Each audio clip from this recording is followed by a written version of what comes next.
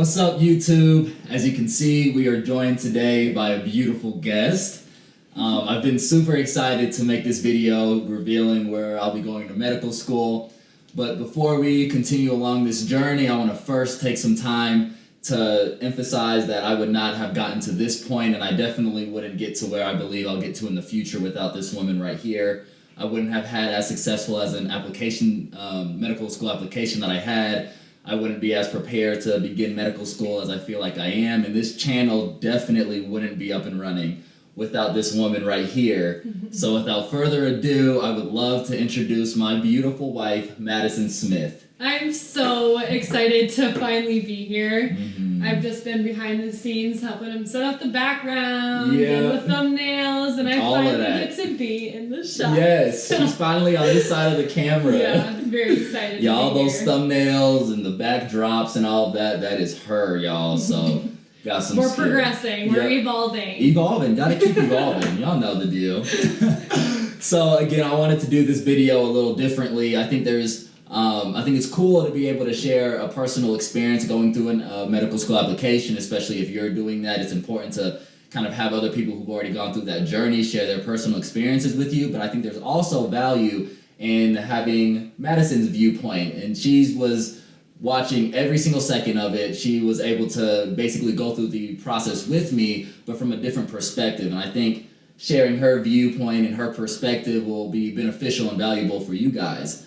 And so in this video, we're going to be going over my personal application cycle and all of those things. We've gone over a lot of tips and strategies that you can use in your own, so make sure you check out those videos if you haven't yet. But now we're going to kind of get to know me and Madison a little more intimately, a little more in depth, and really kind of get a full view of what that application looked like. And of course, we'll end with revealing where we will be going. And I'm going to put a timestamp in the description below, so if you want to skip ahead and ruin the build up to the surprise, you could do that. But if you're a real one and you want to stick around for the ride, grab some snacks and we'll see you soon.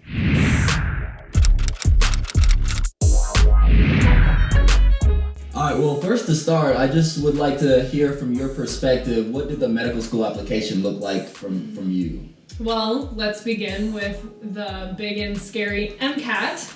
A lot of you know that JR took it twice. If you roll back to his previous videos, he talked about his process in that. But the first time he took it, we had just gotten married, so he was preparing and studying for that. We were actually living in his parents' basement, so the environment wasn't as conducive and best suited for your needs at that time. Having the focus to be able to study. The desk, his office was in the same room as the living room. And so just like prioritizing was difficult, you know, being first, like newly married and wanting to go adventure and do lots of things together. And your studying was just, you're solo. Yeah, absolutely. Yeah, and it's like, we're in my parents' basement, gotta pay your dues. It's cheap for a few months, get yourself under control.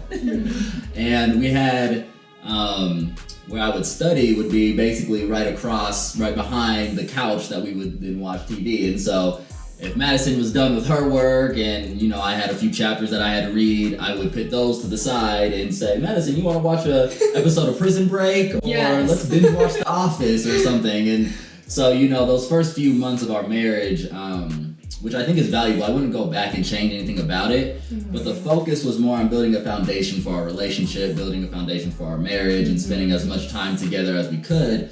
But with that came pushing that MCAT kind of to the back burner, kind of like what Madison was saying. Yeah, and when you took the test, you realized that I gotta study more. Got that test back. And for those who take the MCAT multiple times or get a score that can feel devastating or kind of put you down, I completely understand that feeling. I've been there. She's seen me be there. It's a very tough feeling because it's such a heavily weighted test. A lot of pressure. Yeah, exactly. But coming from someone who had to take it multiple times, it's not the end of the world to take the MCAT multiple times. Yes, it does mean you have 2-3 more months of stressful studying and preparation and stuff, but a lot of times neurotic pre-meds and med students, we think one bad test score completely derails our entire future. And so I experienced that poor test score and was able to rebound from it, and so can you. Yeah. Absolutely. And so after we moved, so we ended up moving a few months after we got married into our apartment, which is where we are now, and it was a much more conducive study environment. We were able to kind of, now that we had those few months of really kind of figuring out what we needed to do. Summer was over. I was about to begin school. I'm a teacher, and during those 8 hours while I was gone, he was able to take lots of practice exams in the home while taking care of our puppy. It was a tough balance, but I think moving into our own place was it was helpful for you to be able to set up a schedule, and he has a whole Excel sheet on his schedule to study, and he shared that in past videos, so go check those out. But those Pomodoro cycles. Pomodoro cycles. Look, she even knows those. Exactly. Catching on. Yep, so exactly. When we moved here, it was like a 180. I started implementing certain things like Pomodoro cycles. I started really prioritizing taking tests. Had a quieter environment where I could really focus, and the focus again went from really developing the foundation of a relationship to now let's develop the beginning of her school. She's starting school as a physical education teacher, and let me get going and focus on what I need to do. And so that, I think, facilitated a lot of the success that I experienced in the second test, and also she was amazing in terms of being able to quiz me and things like that. She was not a biology or a chemistry major or whatever, but first of all, she's brilliant. So she was able to kind of go through the questions with me in a way that really helped me learn them. But it's amazing to be able to have somebody that we can just lay up on the couch and go through note cards. Even though there were some times where maybe she didn't necessarily know the exact... Chemistry is not my forte. So that was tough to quizzing on some of the words I have no idea how to pronounce. Yeah, and I honestly don't even still know how some of those are. So definitely give her the benefit of the doubt there. But I was very grateful for Madison always being willing to help me study for the MCAT. Yeah, it was a big learning curve. I was learning alongside of you too, but just being able to bounce off ideas, I think was really beneficial for you studying too, because I would pick up analogies and connect things that make sense to me and make sense to you. Absolutely. It was a lot more fun the second time around. Yeah. Being able to study together. And absolutely. Prioritize it. Yeah. And I've talked about in previous videos the importance of having somebody read through your essays or your experiences or anything that you put on your application. And really ask them what they got from reading that. And it's one thing to say, oh yeah, the grammar and things, that stuff is good. That's one thing. But for them to really learn something about you, that's is more another like thing. Imagery. Right. Yeah. And so to be able to what did you see? Do you see this person that you read through in the personal statement, for example? Do you think that they would be a good doctor or something like that? And then they kind of, when they're reading it, they can really analyze certain things like that. And so to be able to have Madison do that, and again, she's my wife, saying that she's learning more things about me just through reading my personal statement, that's encouraging. And I think that's something that when you're writing whatever essay that you may be writing or whatever the case may be, to have somebody read through it, not only for the grammar things, but to see what impact that essay or those experiences had on the person reading them, and for them to kind of be able to talk that through with you. Because it'd be one thing if she was just like,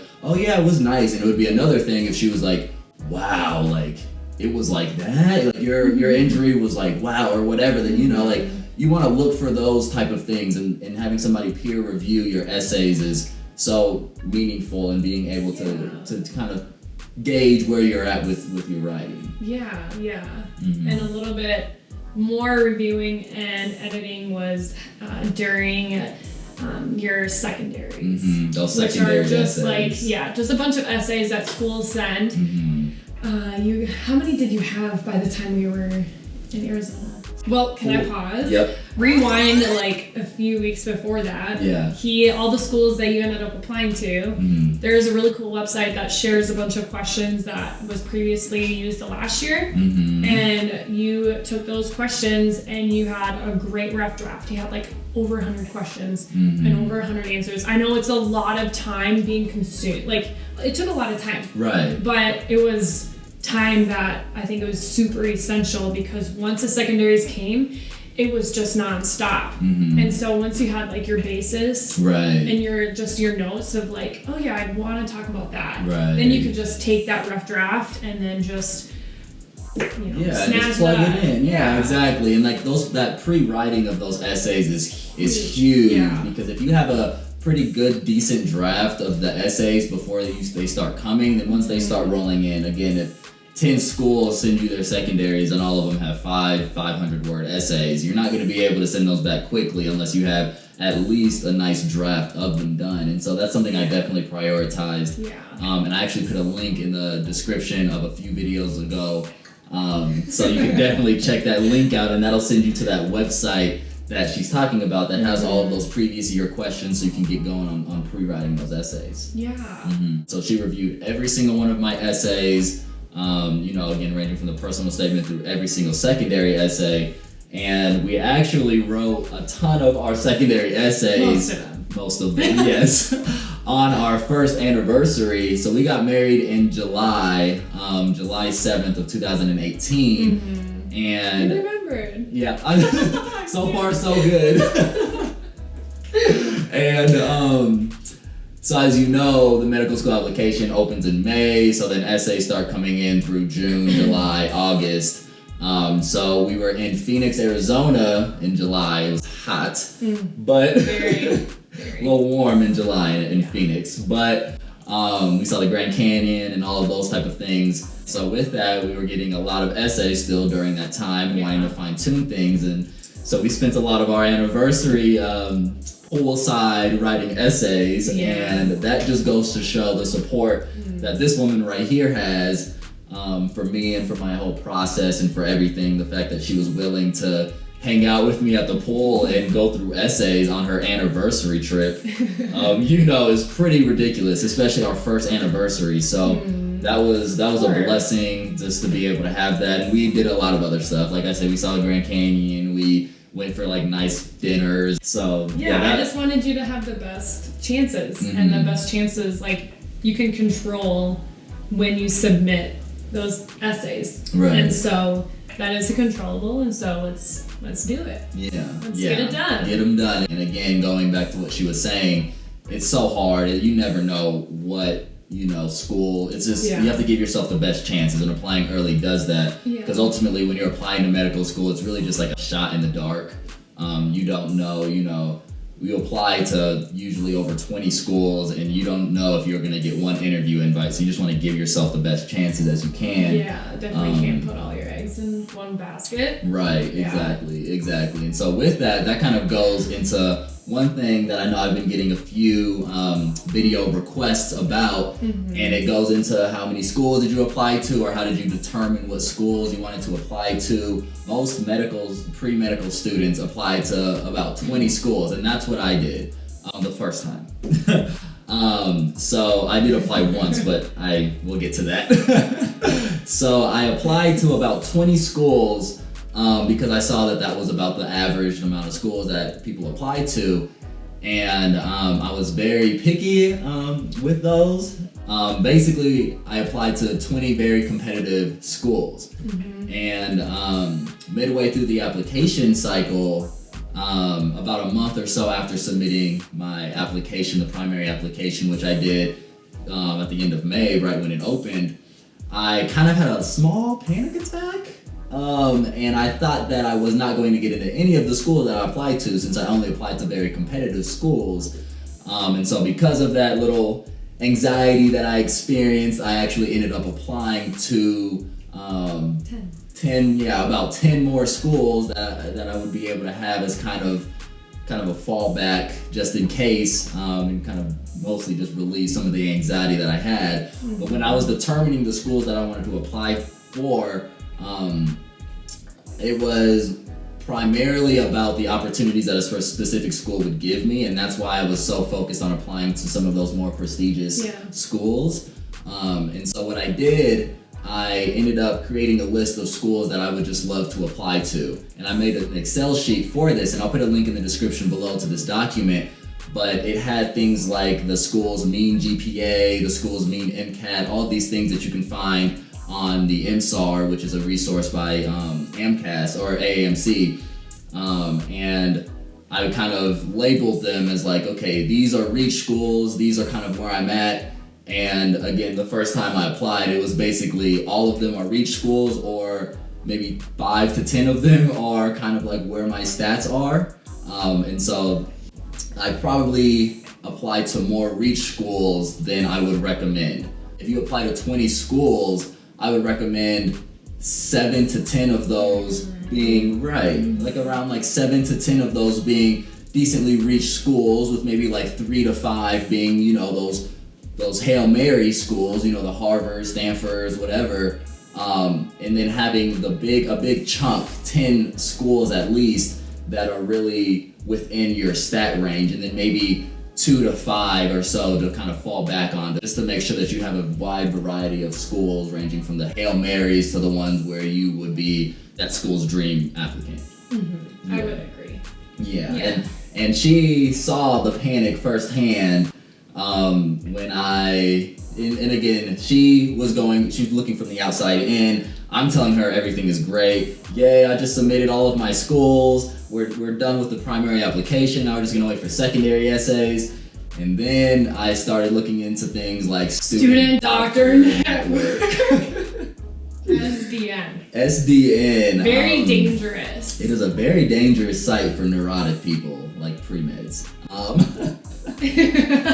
And so I started looking into those sites, and it kind of built up a little anxiety in me, and I started to feel like I wasn't as competitive for the schools that I was applying to as I thought before I looked at Student Doctor Network. And so she kind of saw, you know, a few weeks after the yay, we're done with primary applications, then came a wave of, oh my goodness, I'm not going to medical school. After reading all the stats on SCN and looking at your numbers, and they're not bad at all, but I think that fear really set in, and those statistics are very, like, they're scary. When there was the fear of, okay, are these gap years not actually going to facilitate me into going into what I really want to go into, she started to really feel that fear as well. And like she said, like, fear is contagious, emotions are contagious. But with that, it's nice to be able to have somebody who can make the highs that much higher and the lows a little more bearable, and that's definitely what she did. And we're very strong in our faith, and so we really relied, you know, on our faith to kind of push back against the fear, you know, faith over fear. And after like consoling him and just like talking through, you know, the stats and the numbers, because those are right, numbers are real too, but we also didn't want to not apply to some of the schools that maybe God wanted us to go to, so or open up those doors or opportunities for us. So we didn't know, and so we just added 10 more schools to the list, and I think that it at least gave us like a peace of mind, knowing like, okay, we really casted our net wide. Really expanded the net that we cast, which helped us, I think, you know, just emotionally get through it with the stress and everything. Yeah, absolutely. And so of those 30 schools that we ended up applying for, we ended up getting interview invites to 11 of those. And none of those interview invites actually came from the 10 additional schools that I applied for. So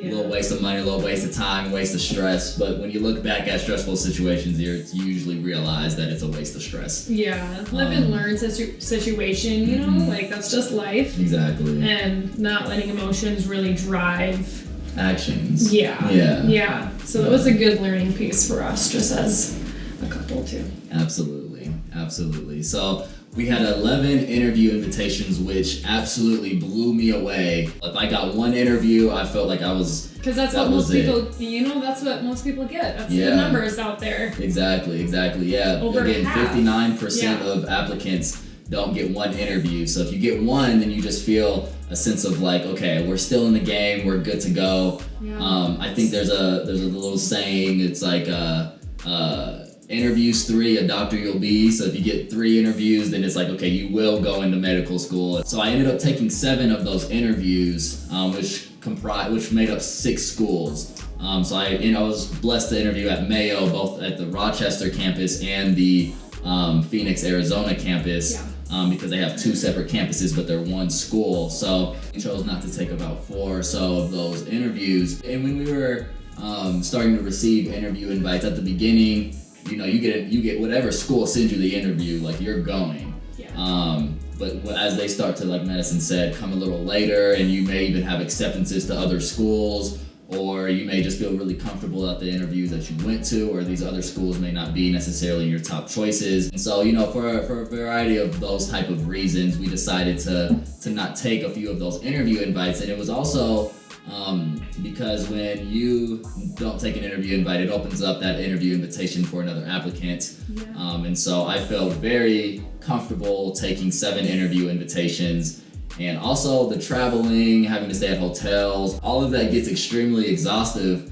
And so to be able to feel complete with those 7 schools, that's how I felt. I was just comfortable, declining those interview invitations, opening up a spot for another candidate. Yeah, because you were happy with where you had already interviewed. Mm-hmm. You felt really confident at your interviews. Mm-hmm. And it's, like you said, it's really exhausting because it's like a full 2 days of like being your best. Right. And like, I know from, a 30-minute interview that, when I'm done, I'm like, oh my gosh, I am like sweating. Right.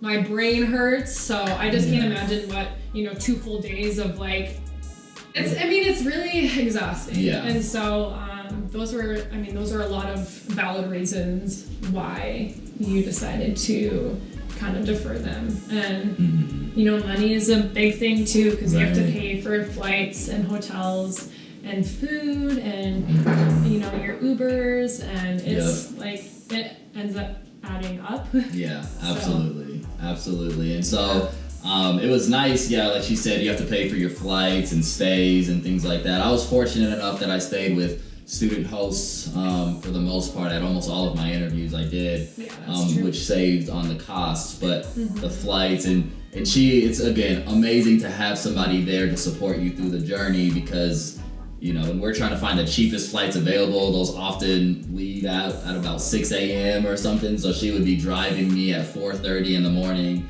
to the airport and asking him questions. Yep. Obviously. Interview prepping at 4:30 in the morning, driving over to the airport, and then picking me up at midnight on the way back a couple days later. And it just speaks volumes to how much she really blessed me during this time and made things so much smoother, and I didn't have to worry about how am I going to get to the airport or get back, and she really took care of a lot of things like that, which was amazing. So during those long days of you being gone, we FaceTimed a lot. I was able to see the city when he wasn't on campus, interviewing and meeting people and stuff, but when the interview day came, it was like, no communication except for the morning, and I'd be making sure that he was up so he didn't oversleep his alarm. But it was like, while I was teaching, I think in the back of my mind, like, I wonder how it's going.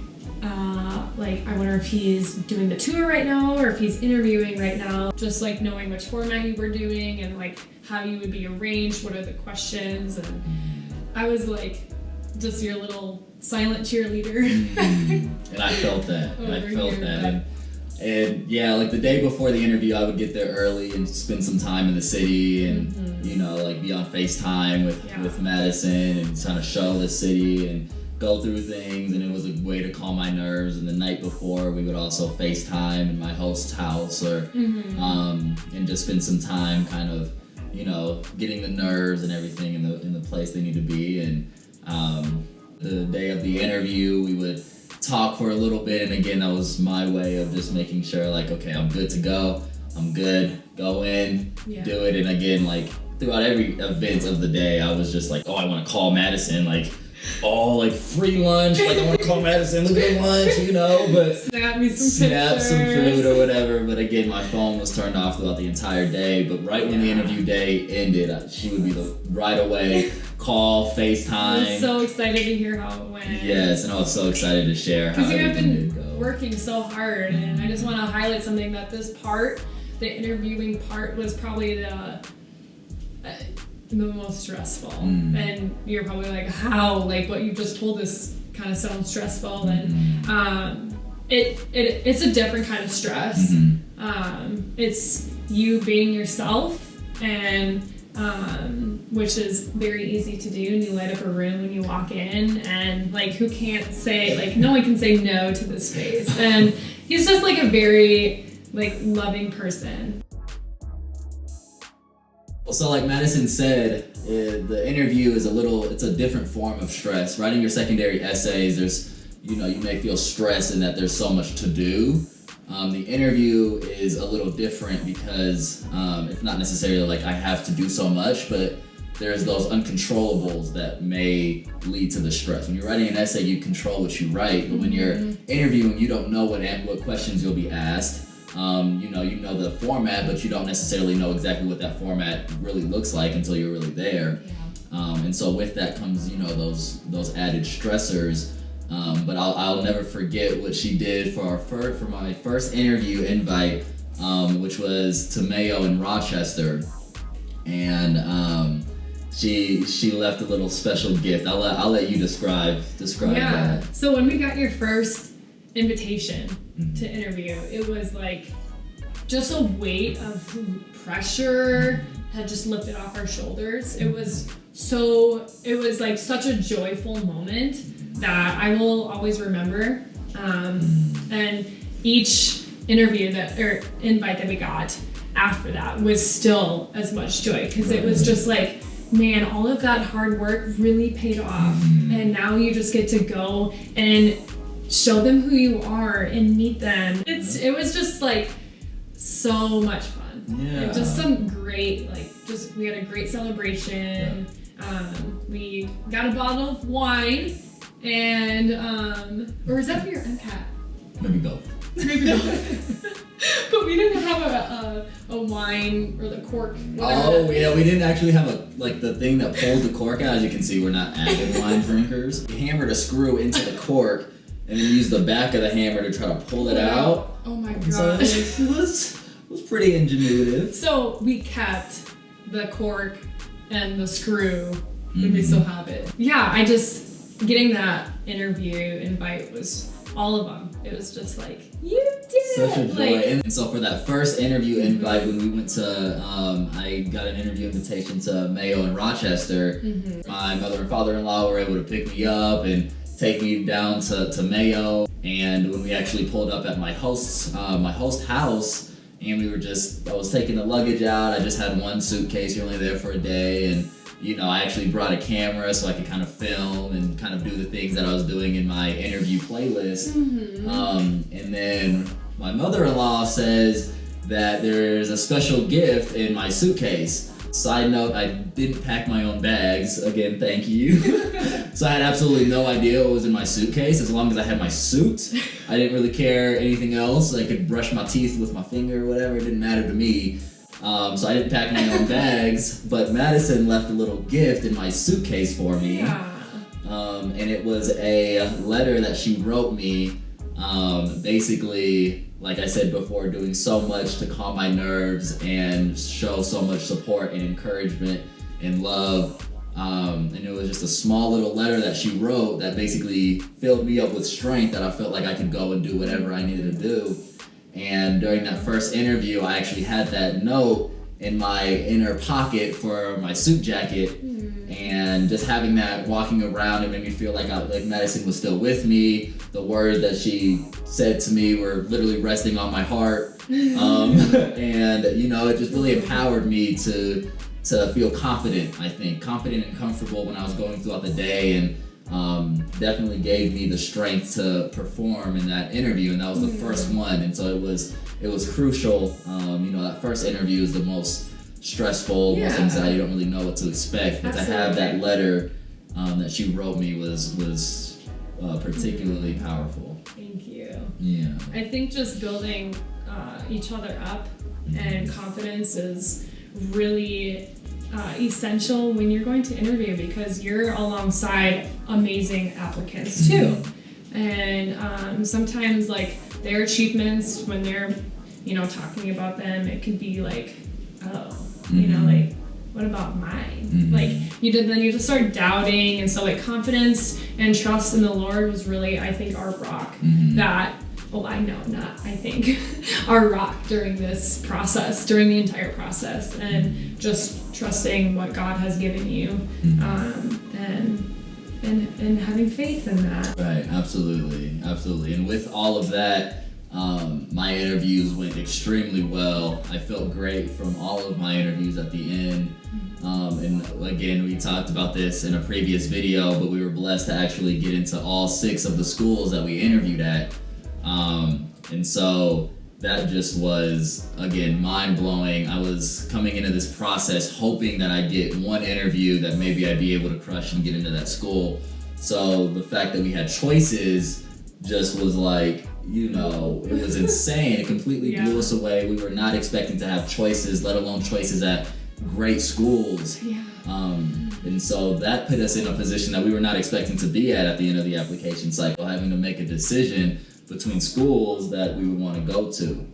And so with that, we had to kind of figure out, what do we value in a school? The things that are most important for us won't be most important for you or anybody else. And so it's a very individualized approach when you have to determine what school you want to go to when you're making those choices. And so a few things that we really wanted to think about was the location of the school. We want to be in a place where not only I feel comfortable, but Madison feels comfortable. So I'm originally from Denver, Colorado. So it's a decent sized city. It's not New York, but you know, it's not North Dakota, where my wife is born. It's just a smaller little town compared to Denver. Oh, you say town. It's a town. He knows what a town is now. Learning. So, you know, maybe going to New York City, you know, that may be decently okay for me, but that could be traumatic or traumatizing for Madison. Yeah, I would know how to get to places. Location was something that was very important because we have to think about where both of us are going to be happy, where both of us are going to be comfortable. So that was something we really valued. And we also valued, of course, the money that a school is going to give you, the scholarship, all of those things. Those things are so huge. Medical school is ridiculously expensive, and so we wanted to minimize the amount of debt that we would have. So we were really valuing the amount of scholarship that a school was willing to offer us. We wanted to value minimizing debt, so that we could start our life on the best foot as possible. So that was definitely something else that we really factored in. Yeah, debt is huge. And you know, with the teacher's salary, we won't be in debt with that. You know, the opportunities that a school would provide that would really facilitate, I think, the progression of my career in the future was something that we really factored in. And, you know, that's a accumulation of things like the prestige of the school, the unique experiences that they have, the network at that school, things like that. Because as bad as it sounds, you know, the prestige of the school is something that's important. All those things are something that's important in getting into potentially competitive specialties down the line, or, you know, just being able to put yourself in the best position to get into the residency program that you want to. These are things that, you know, we considered looking in the distant future, what medical school would, you know, put us in the best position to do that. Things that made me feel comfortable with the school was how I felt during my interview day, that I feel like I fit in. The people, you know, exactly, the medical students, the faculty, like, that I just feel like I would love to be in that environment. And then also the communication that I received throughout the interview, or throughout the whole application cycle, was something that I personally really valued. But again, like Madison said, this is going to be different for everybody. Everybody has different end goals. Everybody has different feels of fit, you know, what would be best for them. But those are just a few things that we considered. You know, been asked, like, you know, how is that for you? And like, the sacrifice that you're making, and honestly, I don't see it as a sacrifice. We're one family, and we do things together and we support one another, and that's like the unconditional love where you put someone else's needs in front of your own, and he's put my needs in front of his own, and you know, that's just what we do in a marriage. And you know, wherever he chooses to go, wherever we choose to go is where we're gonna go, and I am his number one supporter in that, and because he's my number one supporter and I'm teaching. And so we're a team, and we just want to do what's best, and I'm excited for our next season and our next journey in life. Yes, We're exactly. excited. We are super excited, and I could not have said that any better. And so with that being said, let's first just reiterate the schools that I interviewed at. Those included Mayo, Duke, Northwestern, Emory, Brown, and Wisconsin. And so the school that we have chosen to spend the next 4 years of our life at is in the best location that we could have ever imagined. They also gave the most scholarship. They gave the best financial aid package out of any school that I interviewed at. This school also communicated with us the most constantly throughout this entire process. In terms of the opportunities it will provide for me, I think it will be second to none.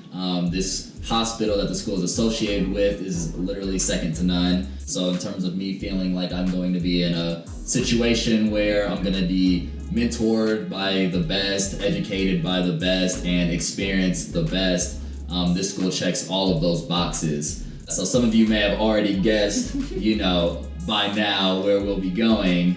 And it's close to my hometown. So without further ado, we have decided that the medical school we are attending is Mayo! Yay!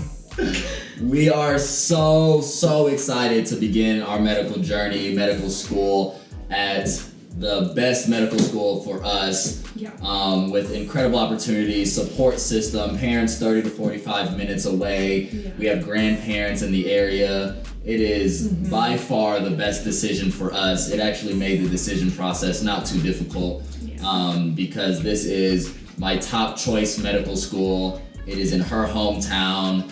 Everything worked together, incredibly perfect for us to be able to get to this position.